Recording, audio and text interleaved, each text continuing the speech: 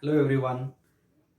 Today we are going to continue with the next part of the human reproduction, that is regarding the title called as fertilization and implantation.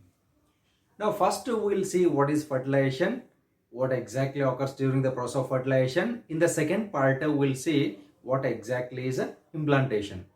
Okay, now already we have studied in the previous classes also regarding the definition of the fertilization. Fertilization occurs after the formation of the gametes at the pubertal phase at sexual maturity. Now, we know the general definition of fertilization as a fusion of gametes. Fusion of both male and female gametes together, we call them as fertilization, or in other words, fertilization can be also defined as the process of fusion of sperm and ovum. So, when the sperm fuses with the ovum, the process is called as fertilization. Then where fertilization occurs? Fertilization occurs in the female reproductive system. As humans are having internal fertilization, that's why fertilization occurs in the female reproductive system. Then during the process of fertilization, what exactly happens?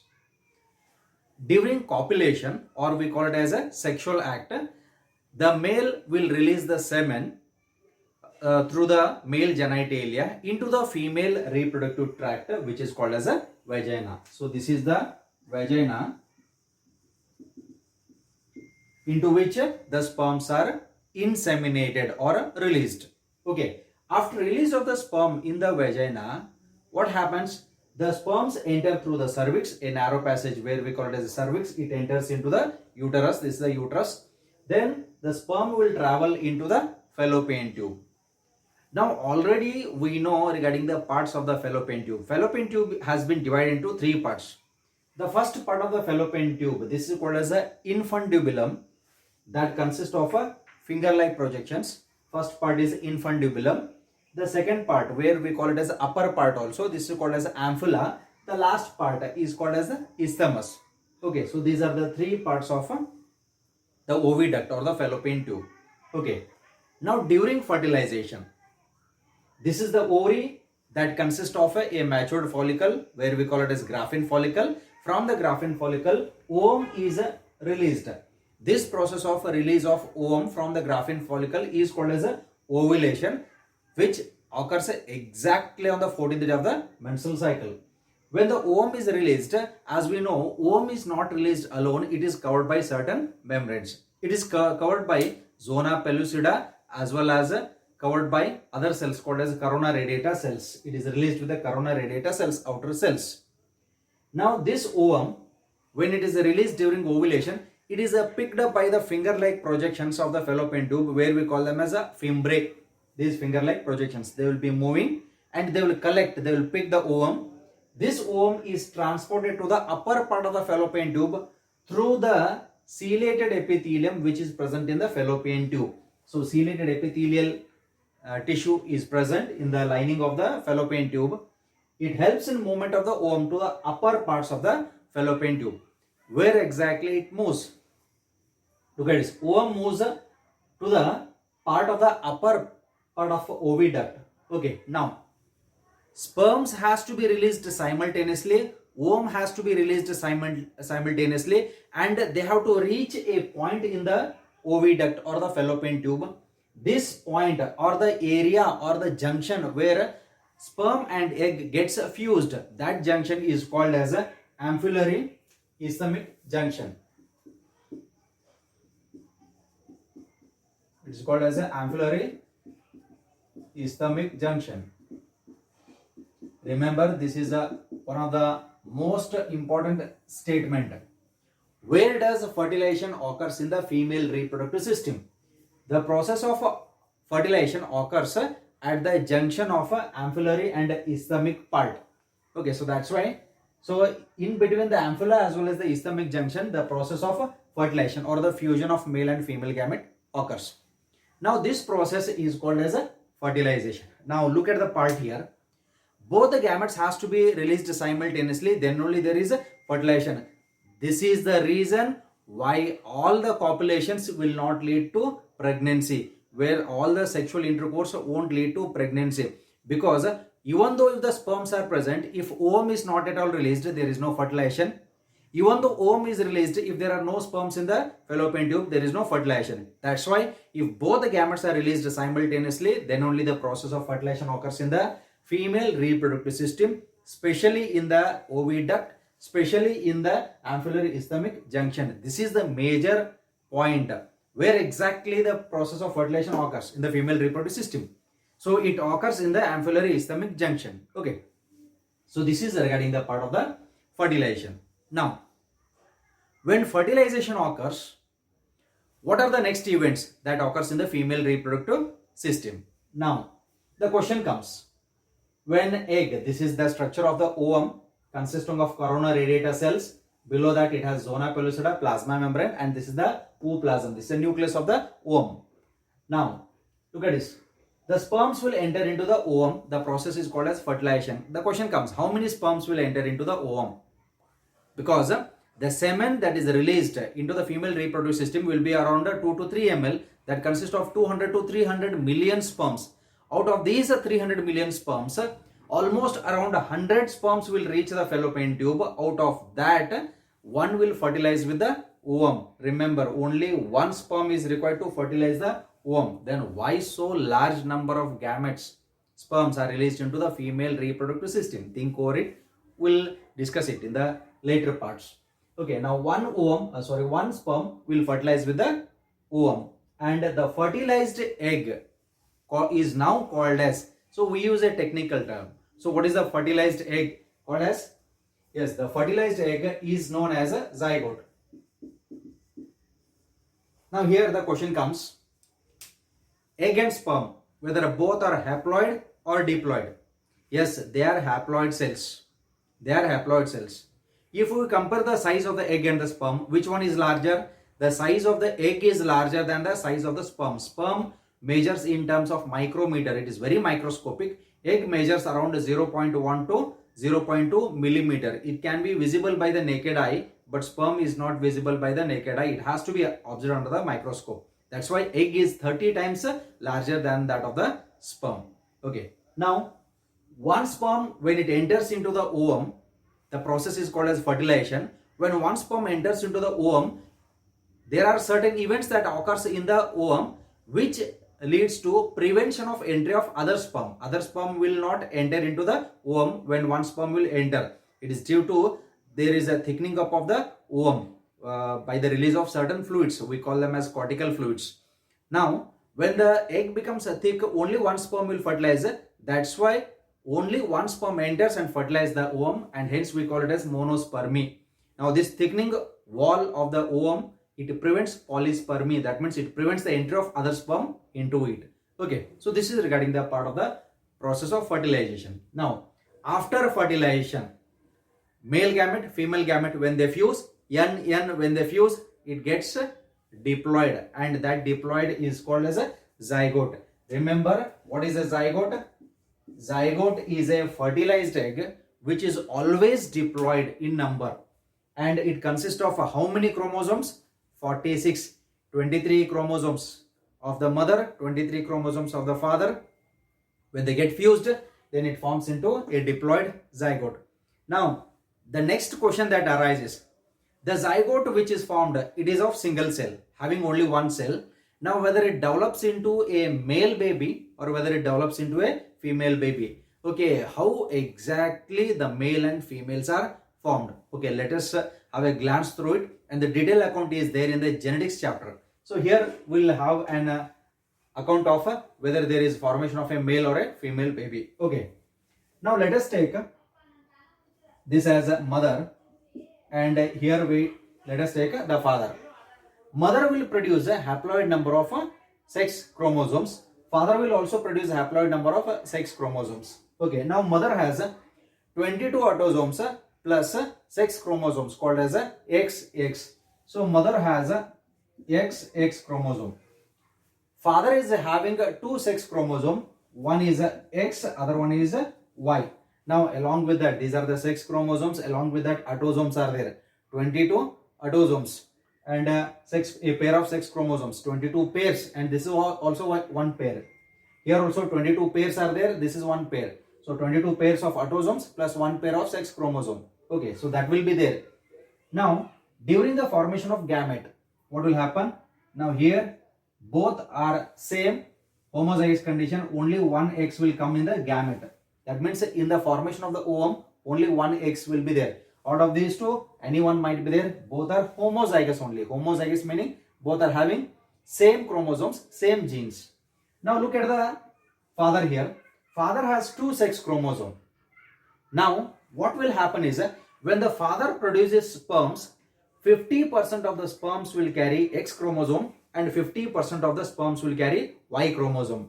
And hence during the formation of the gametes in the father, 50% of the sperms carry X chromosome, 50% of the sperms carry Y chromosome. Okay, so this is how the gametes are produced in the father.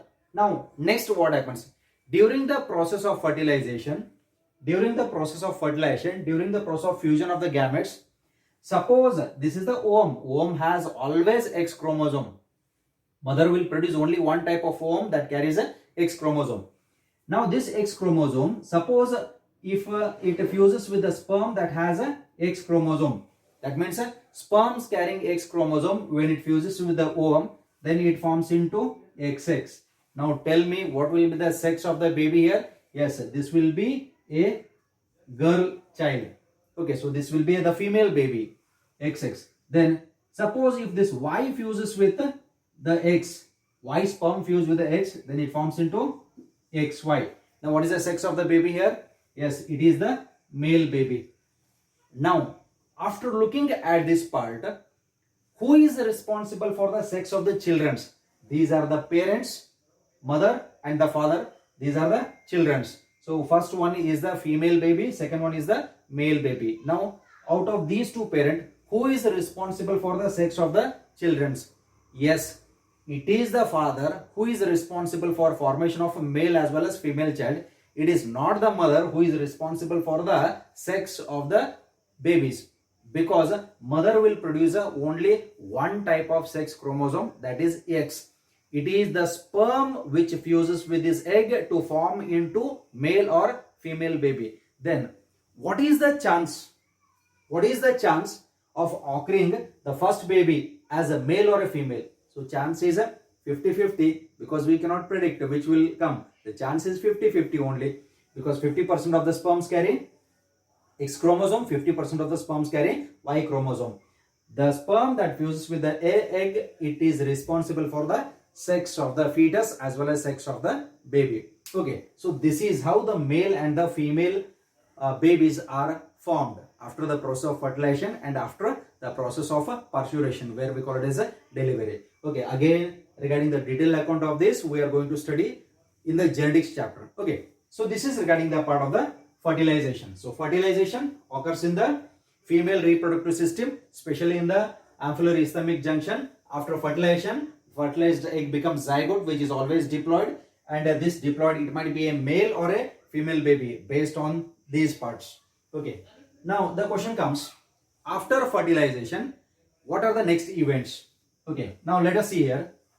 This is the ovum, where we call it as unfertilized egg. These are the sperms. When the sperms enter into the ovum, this is the ovum. When it enters, the process is said to be fertilization, where the nucleus of the sperm and the nucleus of the egg will fuse to form into zygote. After zygote, what is the next process? Look at the process. After zygote, the next process is called as a cleavage. The next process after zygote is cleavage. What is cleavage? Cleavage is a mitotic division of a fertilized egg. Mitotic division of a zygote. This is called as a cleavage. So cleavage is a mitotic division. That means the cell number goes on increasing. Mitotic division of the fertilized egg or the zygote is said to be cleavage. Then what happens during the process of cleavage? Now initially, let us take this as an egg and this as the sperm. This is N, this is also N. When they fuse, then it forms into diploid zygote. This is called as zygote. Zygote is always diploid.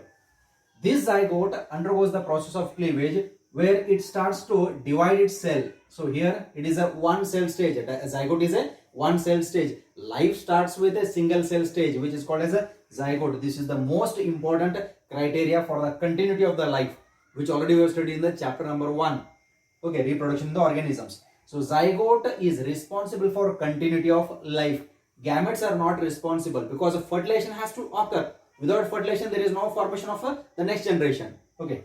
So zygote, it is a single celled. It starts to divide by the process of cleavage. This is the first cleavage. The first cleavage leads to two cells. It leads to two cells. There are various types of cleavage where we also call it as a meridional cleavage. Now, here how many cells? It is two cells are formed. Then these two cells again it will divide to form into this is the first cleavage, this is second cleavage. Second cleavage will lead to how many cells? 1, 2, 3 and 4. So 4 cells are formed. Then the process continues. These 4 cells again they will divide to form into the cell number. Remember, the cell number goes on increasing in every division. 2 cell gets converted into 4 cell. This 4 cell when it divides, then what is the number of cell? It doubles here. Here the total number of cells 1, 2, 3, 4, 5, 6, 7 and backside 1. Total number of cells are here 8 cells. This is the third cleavage. Then the process continues. Now these 8 cells will divide to form into first cleavage, second cleavage, third cleavage. This is the fourth cleavage. So it gives rise to how many cells? It's double, 16 cells. This is the fourth cleavage. And remember, 8 to 16 celled stage, this is named, called as a morula. So 8 to 16 celled stage. So 8 to 16 celled stage is called morula. This is called a morula. 8 to 16 celled stage is termed as a morula. Remember, this is one of the most important thing which will be asked for the exams also. Name the cells present in morula. 8 to 16 cells. Or how many cells are present in morula? 8 to 16 cells. So 8 to 16 cell stage is called as a morula. Okay, now this is regarding the part. Then this process, cleavage process again continues. It continues to form into increasing in the number of the cells. Now each of these we call them as a blastomeres. Each of the new cells which are formed, they are called as a blastomeres. Now here look at the first division, 2 cells. These two are also called as a blastomeres. These are called as a blastomeres. 2 blastomeres, 4 blastomeres, 8 blastomeres, 16 blastomeres. Okay, then 32 blastomeres, and the process goes on continuing. Then after that it reaches into around more than 100 plus cells, around 200 to 300 cells. We call this stage as a blastocyst. We call this as a blastocyst, having a cavity called as a blastocele. This is called as a blastocele. Now look at the process of division of the zygote. Zygote divides mitotically and then forms into a cell called as a blastocyst. Now this process, where exactly it occurs? Now look at the diagram. After fertilization, fertilized egg becomes zygote. Zygote starts to divide. It forms into 2 cell stage, 4 cell stage, 16 cell stage, 8 cell as well as 16 cell stage. This process is called as morula. After 16 cell stage, it gets converted into the next stage. The next stage is called as a blastocyst. The next stage is called as a blastocyst. Blastocyst is also termed as the first embryonic membrane. In the first embryonic membrane, and this blastocyst is the first embryo in the reproductive system of the females, where it contains a cavity, and this cavity is called as a blastocele. The cavity present in the blastocyst is said to be blastocele. Now after fertilization, to form into a cell called as a blastocyst, let us call this as a blastocyst. From this point it will reach the uterus, and the time taken for this is around 5 days. After fertilization, formation of a blastocyst takes 5 days. Then after that, this blastocyst, it gets embedded in the wall of the uterus. This blastocyst, it gets embedded in the wall of the uterus. The process of embedding of this blastocyst in the wall of the uterine inner wall is endometrium. In the endometrial wall, it gets implanted. This process is called as a implantation, which is the second title. But how exactly it gets implanted? Okay, so let's see it. How exactly it gets implanted. Now, when the blastocyst is formed, in the blastocyst, we have different cells here. This is the blastocyst. The outer layer cells are also present, and in the inner we have group of cells called as a inner cell mass. The outer layer cells, these are called as a trophoblast.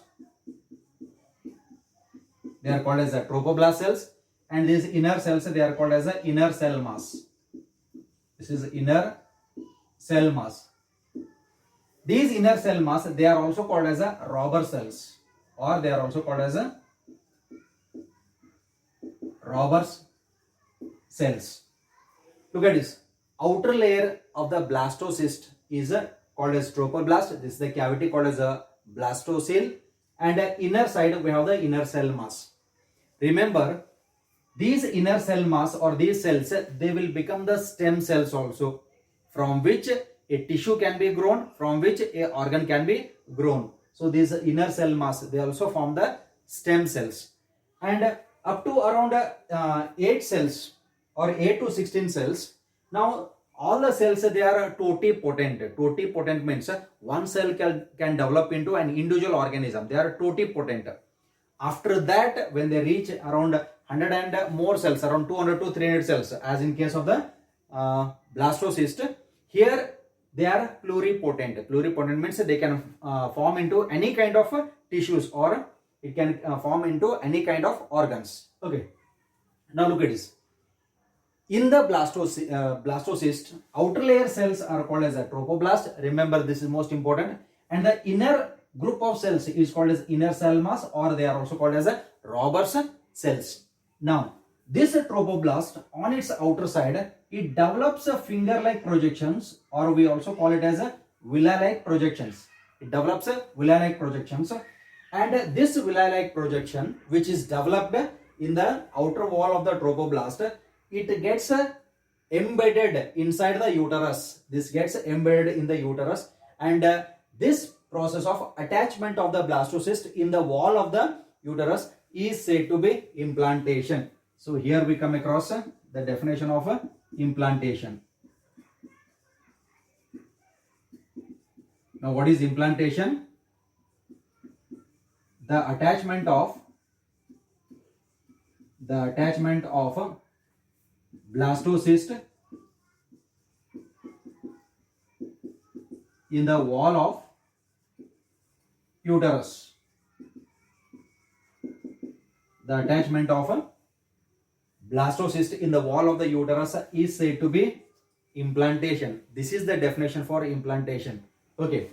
When it gets implanted, even the outer layer cells, where we call them as endometrial cells, they also cover it, and they also help for the process of implantation. And later on, these finger-like projections or the trophoblast cells, further it develops a placenta and derives nourishment from the mother, and this embryo starts to grow into fetus. That fetus completely develops in the uterus, which is called as a fully developed fetus, which is called as a baby, and that baby takes birth from the womb of the mother. Uterus is also called as womb of the mother. From the womb of the mother, it takes birth, and that process is called as a parturition. Now, the further steps of the implantation, after implantation, how the pregnancy is exactly carried out. So that is regarding the next part of the topic, and that part will continue in the further classes. Thank you.